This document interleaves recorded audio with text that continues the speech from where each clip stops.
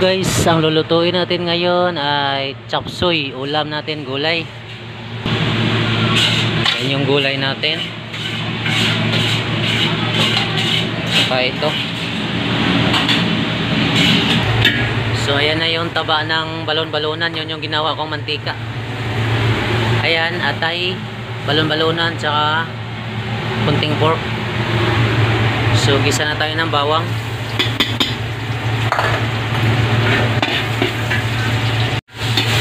So ayan, una kong ginisa yung pork natin. Lagay na tayo ng sibuyas.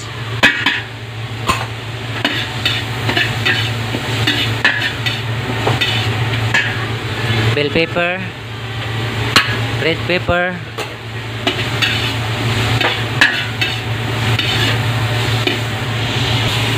so sabay na natin yung balon-balonan.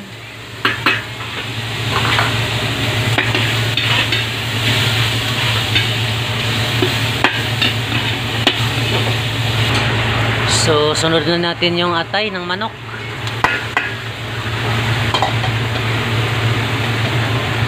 Igisa muna natin mga idol.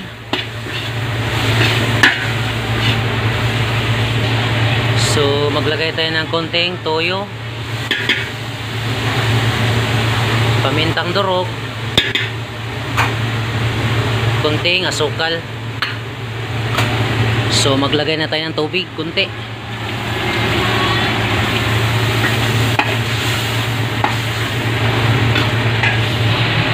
So ayan na yung itlog natin ng pogo. Dalaga mo natin.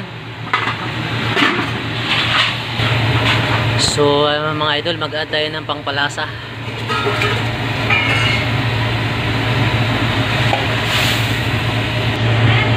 So ayan guys, kulo na, malambot na yung ating sahog.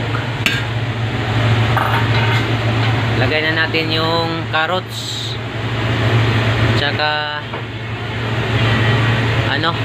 tawag nito, sayote. Saka nandyan din yung paa ng broccoli.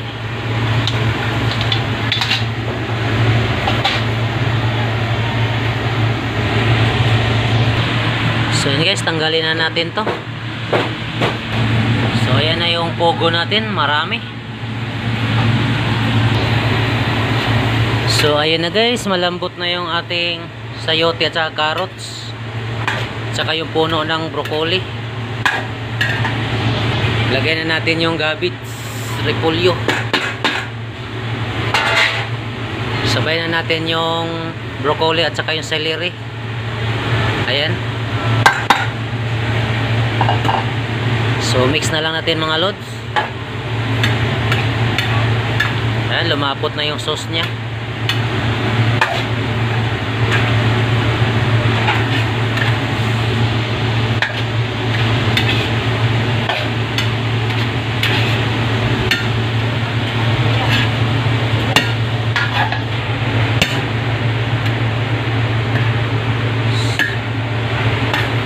So ayun mga idol, tanggalin na natin dahil luto na yung ating chop suey.